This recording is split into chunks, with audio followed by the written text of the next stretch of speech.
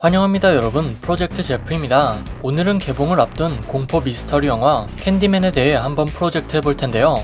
여러분은 혹시 어떤 도시 괴담을 좋아하시나요? 제가 어렸을 적에는 빨간 마스크 괴담이 굉장히 유명했었는데 이 괴담은 아직도 소름 돋는 것 같습니다. 왜냐하면 자신이 이쁘냐는 질문에 어떤 답을 하든 어린아이의 입을 찢어버리는 빨간 마스크의 엽기적인 행각 때문이었죠. 비록 제가 살면서 빨간 마스크를 직접 보지는 못했지만 그 당시에 실제로 마주친다면 어떻게 해야 할까? 친구들과 열심히 시뮬레이션 했던 것을 생각해보면 도시괴담이 왜 사라지지 않고 오히려 널리 퍼지는지 알 수 있었는데요. 캔디맨도 같은 맥락으로 영미권 국가에서 기억되는 도시괴담 중 하나입니다. 그렇다면 캔디맨은 어떻게 탄생하게 된 걸까요? 캔디맨의 기원을 설명하려면 지금으로부터 무려 160년 전인 1860년대로 거슬러 올라가야 합니다. 그 당시에 미국 남부는 흑인 노예를 바탕으로 한 농업사회가 주를 이루었고 캔디맨의 아버지는 원래 노예였죠. 하지만 흑인 노예 해방운동이 전국적으로 퍼지면서 결국 미국에서는 남북 전쟁이 발발했고 그 후 노예에서 해방된 아버지는 신발을 대량 생산하는 도구를 설계해서 거금을 벌게 되었습니다. 아버지가 노력한 덕분에 캔디맨은 최고의 교육을 받으며 상류사회에서 성장할 수 있었죠. 또한 그는 화가로서의 재능이 뛰어나 초상화를 그려달라고 찾는 사람들이 많았습니다. 그러던 어느 날 어떤 백인 지주가 자기 딸의 아름다움을 그려달라고 그를 고용했고 두 사람은 결국 사랑에 빠져 지주의 딸은 임신하게 되는데요. 이에 화가 난 지주는 난폭한 불량배들을 청부했죠. 그들은 카브리니 그림까지 캔디맨을 쫓았고 녹슨 칼날로 캔디맨의 오른손을 잘라버렸습니다. 이어서 그들은 근처에 있던 양봉장에서 벌집을 훔쳐 쓰러져 있는 캔디맨의 맨몸에 문질렀죠. 이를 재밌게 지켜보던 불량배들은 벌들에게 잔인하게 쏘여 죽은 그를 큰 장작더미 위에 불태웠고 그 죄를 카브리니 그린에 뿌리는 만행까지 저질렀습니다. 그 뒤로 캔디맨은 억울함이 분노가 되어 자신을 부르는 자들을 찢어 죽이는 악순환이 반복된 것이죠. 사연을 듣고 보니 무섭다기보다는 어째 불쌍한 캔디맨, 그가 왜 오른손에 손 대신 갈고리가 달려있고 그가 등장할 때 왜 벌들이 질비한지 알 수 있었는데요.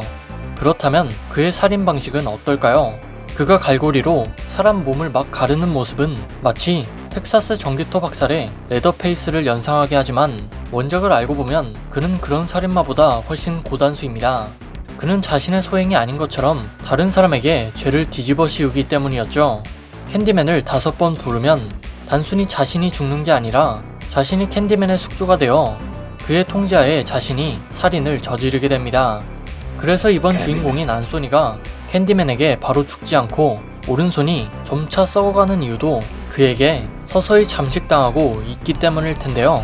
한번 숙주가 정해지면 그는 그 육체를 이용해 사람들에게 공포를 전파하고 연쇄 사건이 수면 위로 드러날 때쯤 결과적으로 캔디맨은 없던 존재가 되어 꼭두각시로 소모된 인간은 살인자로 실존하게 되죠.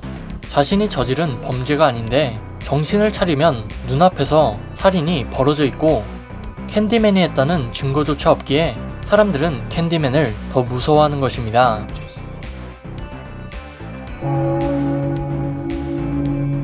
그렇다면 캔디맨이 죽은 카브리니 그린은 어디일까요?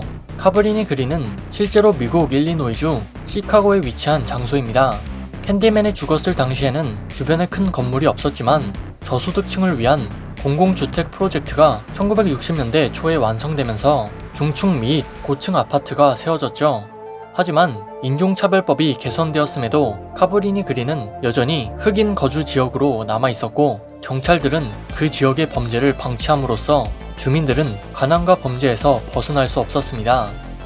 그곳은 결국 갱들의 성지가 되었고 1992년 캔디맨을 촬영했을 당시 출연진과 제작진은 실제로 카브리니 그린을 조종하는 지역 갱단 두목들과 계약을 맺어야 했죠. 그들은 안전한 작업 환경을 보장받기 위해 여러 명의 실제 거주자들을 엑스트라로 쓰는 걸 합의했습니다. 또한 당시 캔디맨 역을 맡았던 토니 토드는 저격수를 조심하라는 경고를 들었는데 촬영이 끝나갈 무렵 저격수가 소품 차량을 쏘는 일이 발생하기도 했죠. 이러한 위험과 시설 노후로 인해 카브린이 그린 주택 프로젝트는 결국 2011년에 전부 철거되었습니다. 마치 캔디맨의 죽음을 보듯이 주택 프로젝트 또한 제대로 된 방안 없이 한 줌의 재가 되어버렸는데요. 하지만 시간이 지나 니아 다코스타 감독과 각본가로 참여한 조던 필 감독은 새로운 캔디맨의 제작을 위해 카브린이 그린으로 돌아온 것이죠.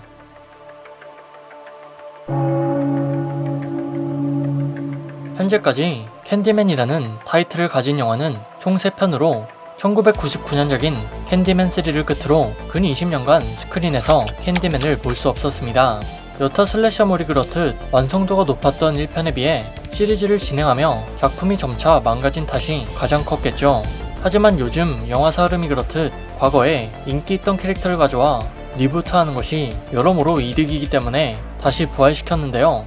이번 영화는 겟아웃, 어스를 연출했던 조던 필 감독이 공동 각본과 제작을 담당했고 현재 더 마블스의 연출을 맡은 니아 다코스타 감독이 메가폰을 쥐게 되었죠. 캔디맨이 가지고 있는 이야기가 단순히 도시 괴담이 아니라 어찌 보면 미국의 역사를 담고 있기에 조던 필 감독은 각본을 쓰면서 흑인의 관점에서 캔디맨을 이야기하는 것이 중요하다고 밝혔고, 캔디맨이 화가였던 것처럼 주인공인 안소니도 비주얼 아티스트로 설정한 것은 우연이 아니었습니다. 또한 뉴욕타임스 인터뷰에서 니아 다코스타 감독이 말하길 캔디맨은 자신이 자라오면서 실제로 들어온 도시 괴담이었고 시카고 인근 지역을 답사하는 동안 그녀의 목표는 인종 만행의 오랜 역사를 상황별로 이해하는 것이었다고 언급했죠. 전부 청불 등급이었던 지난 3편과는 달리 이번 영화가 15세 관람가인 것을 보면 어쩌면 이번 영화는 잔인함에 치중하기보다는 감독이 말한 요소들도 밸런스 있게 잘 설계한 것은 아닐까 생각되네요.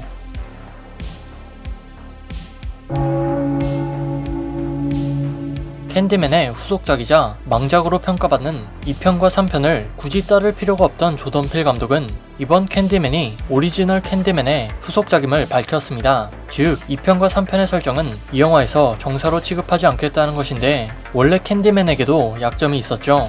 이 부분은 혹여나 스포일러가 될 수 있기 때문에 자세히 얘기하지는 않겠지만 캔디맨은 일단 악마 같은 개념이 아니기에 퇴마가 가능한 존재가 아니었고 애초에 거울을 보고 캔디맨을 5번이나 불러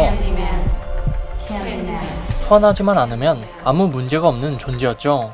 Well, we're still alive. 물론 캔디맨을 안 부르면 영화 진행이 안 되겠지만 이 부분은 영화를 통해 확인해보면 좋을 것 같습니다. 참고로 하나로 약 294억 원의 제작비가 들어간 캔디맨은 현재 전 세계에서 약 750억 원대의 흥행 수입을 돌파하고 있는데요. 9월 22일에 개봉을 앞둔 캔디맨에서 과연 감독이 밝혔던 서스펜스와 심오한 문제들을 어떻게 전달하고 풀어나갈지 궁금해지는 부분입니다. 여러분의 생각은 어떠신가요? 여러분의 의견을 댓글로 적어주세요. 그리고 이번 영상 재미지게 보셨다면 구독과 따봉, 종소리까지 한 번씩만 부탁드립니다. 그럼 저는 다음에 더 좋은 영상으로 컴백하겠습니다. 감사합니다.